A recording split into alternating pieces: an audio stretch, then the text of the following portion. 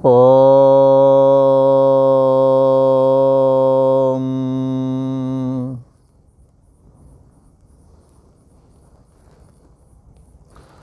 श्री योग वासिष्ठ के स्थिति प्रकरण में श्री वशिष्ठ जी महाराज बोले, हे राम जी, हे महाबाहो, इस प्रकार ब्रह्मा जी ने निर्मल पद में स्थित होकर के सर्ग फैलाया। क्या मतलब? पूर्व एपिसोड में ये बात बतलाई गई है कि किस प्रकार से ब्रह्मा जी ने ध्यान समाधि के द्वारा अपने को शुद्ध चैतन्य सत्ता आत्मा में स्थित किया और फिर समता रूप जो तत्व आत्मा है उसमें स्थित होकर के ही जब जागते हैं, जाग करके जगत संरचना रूप जो कर्म करते हैं, जगत का जो निर्माण करते हैं, उसमें वो समरूप होकर के स्थित रहते हैं। जो स्थिति समाधि में है वही स्थिति ब्रह्मा जी की जगत रचना करते समय में भी उनकी वही स्थिति बनी रहती है। शुद्ध चैतन्य सत्ता ही उन्हें अपना मैं लगता है, समाधि में भी और व्यवहार में भी। और जब व्यवहारिक जगत का वो संरचना करते हैं तो उस समय ब्रह्मा जी निर्मल पद में स्थित होकर के ही ये सर्ग अर्थात संसार का अर्थात सृष्टि का निर्माण करते हैं। और सृष्टि के जो उत्पत्ति रूप जो कर्म को करते हैं उसमें श्री ब्रह्मा जी की किसी प्रकार की कोई आसक्ति नहीं रहती, अपितु समरूप परमात्मा में, समरूप आत्मा में ही स्थित रह करके और ये नाना प्रकार का जगत संरचना कर डालते हैं। संसार रूपी कूप में राम जी ये जीव भ्रमते फिरते हैं।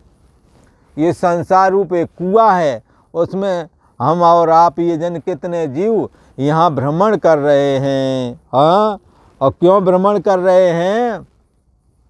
क्योंकि जीव हृदय तम मोह विशेषी, जीव के हृदय में अज्ञानता रूप अंधकार भरा पड़ा है।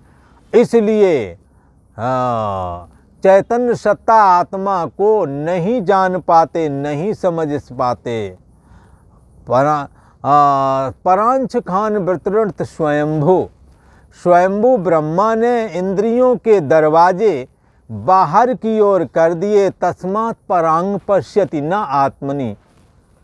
इसलिए ये इंद्रियां बाहर की ओर देखती हैं, अंदर की ओर देखने की सामर्थ्य इनों की नहीं है, क्योंकि इंद्रियों के दरवाजे सब बहिर्मुख कर दिए गए हैं।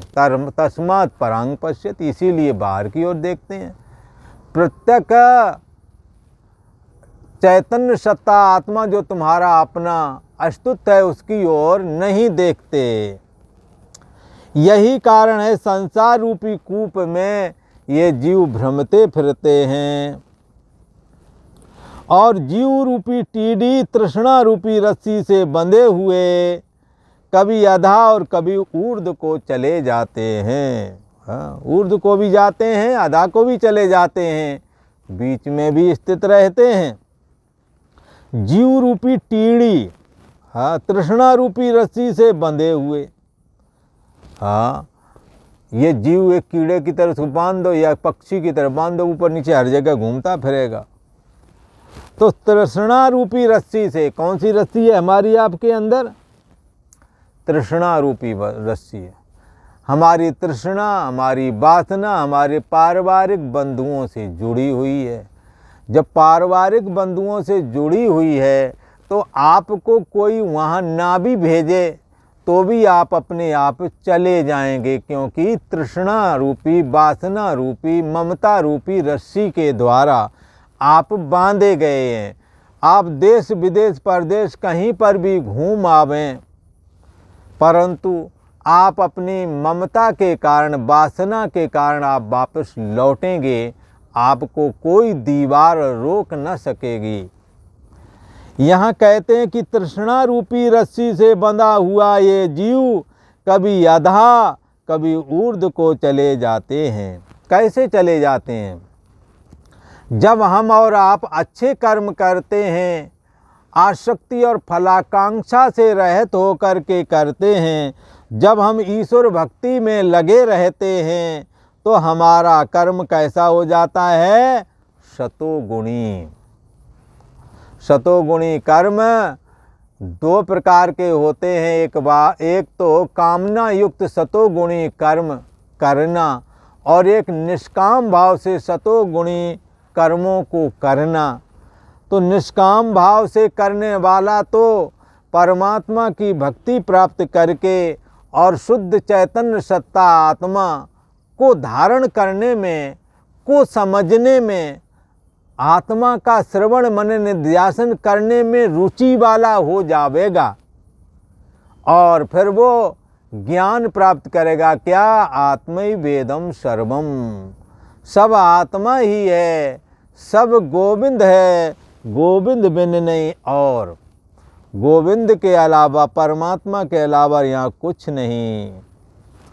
सतोगुणी वासना ऊर्ध्वं गच्छन्ति सत्वस्था, मध्ये तिष्ठन्ति राजसाः, जघन्य गुणवृत्तस्था अधा गच्छन्ति तामसाः। यदि आप तमोगुणी कर्म करोगे तो आपका अधःगमन हो सकता है, यदि सतोगुणी कर्म करोगे तो ऊर्ध्वं गच्छन्ति, आपका ऊर्ध्वगमन हो सकता है। आप मनुष्य हैं, हो सकता है आप देवता बन जावे, देवताओं की योनि को प्राप्त हो जावे। और यदि आप तमोगुणी हैं तो कीट पतंग की योनि में जा सकते हैं, असुर राक्षस भी हो सकते हैं। हिंसात्मक कर्म करने वालों के चांस राक्षसों के योनि में के जाने में ज़्यादा हो जाते हैं। संसार रूपी कूप में ये जीव भ्रमते हैं, और जीव रूपी टीड़ी तृष्णा रूपी रस्सी से बंधा हुआ कभी आधा और कभी ऊर्ध्व को चले जाते हैं। जब वासना रूपी रस्सी टूटती है राम जी, तब आत्म तत्व से उठे ब्रह्म तत्व में एकत्र हो जाते हैं। जितने भी जीव रूपी टीडी है, ये सब आत्मा में एक ही हैं, एक ही जगह से ये फुर रहे हैं। जैसे समुद्र में अनंत लहरें जो उठ रही हैं, ये अनंत लहरें, पीछे सब में पानी एक है। ऐसे ही अनेक जो बुद्धि हैं, हमारी बुद्धि, आपकी बुद्धि, सबके अंदर अनंत बुद्धियाँ हैं। अनंत बुद्धियों में चैतन्य सत्ता आत्मा एक ही है, जिसके लिए कहा चेतना नाम एको बहु नाम। बहुतों में जो चेतना है वो सब में चेतना ब्रह्म चेतना की ही चेतना है। ब्रह्म सत्ता ही सब में चेतना प्रवाहित कर रहा है।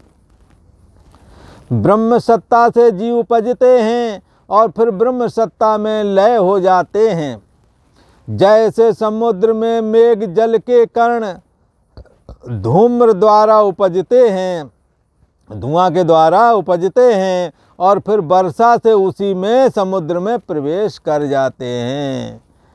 तैसे ही राम जी जब तन मात्रा मंडल से चित्त कला निकलती है, उसी प्रकार से पहले तो ब्रह्म सत्ता से जगत ऐसे ही उत्पन्न और लीन होता है जैसे समुद्र से लहरें उत्पन्न और लीन हो जाती हैं। ऐसे ही ये तन मात्रा मंडल से चित्त कला निकलती है। किसी ने कहा ये तन्मात्रा क्या है? तन्मात्रा कहते हैं शब्द स्पर्श रूप रसगंध, ये है तन्मात्रा। बोले इसके मंडल से चित्त कैसे निकलता है? चित्त को मन को एक ही बात, मतलब कहने का मतलब तन्मात्रा मंडल से चित्त निकलता है, मन निकलता है, ऐसा कहने का मतलब। तो ये कैसे निकलता है, तो इस विषय की चर्चा यहाँ है। कैसे निकलते तो बताया है यहाँ कि जैसे समुद्र से मेघ जल कण के धूम्र द्वारा उपजते हैं। समुद्र में मेघ जलकण के धूम्र द्वारा। समुद्र से बड़वाग्नि जल का शोषण करती है और शोषण करके आसमान में बादल बनते हैं, उनके द्वारा ये जल वर्षा के रूप में गिरता है। तो जैसे ये उत्पन्न होते हैं और फिर वर्षा से जो जलकण होते हैं फिर उसी समुद्र में प्रवेश कर जाते हैं जहाँ से ये उत्पन्न हुए हैं। ऐसे ही तन्मात्रा मंडल से ये चित्त अर्थात मन उत्पन्न होता है। कैसे उत्पन्न होता है? जैसे शब्द स्पर्श रूप रस गंध, आप इन 5 विषयों का सेवन करते हैं। आप सुंदर और अच्छे सम्मानजनक शब्दों को सुनना पसंद करते हैं, हाँ, और आप आँखों से अच्छा दृश्य रूप देखना पसंद करते हैं। यदि आप अच्छा ही अच्छा सब देखते रहे तो आपका चित्त भी अच्छा ही हो करके अच्छा देखने का आदी होगा। कई हिंसात्मक हैं, पशुओं की हिंसा करके खाते पीते हैं, वही धंधा भी करते हैं, तो उनकी चित्त कला कैसी हो जाएगी? हिंसात्मक हो जाएगी। और यह कभी न कभी उन्हों को भी इसी से हो करके इन कर्मों को भोगने के लिए जन्म लेना पड़ेगा।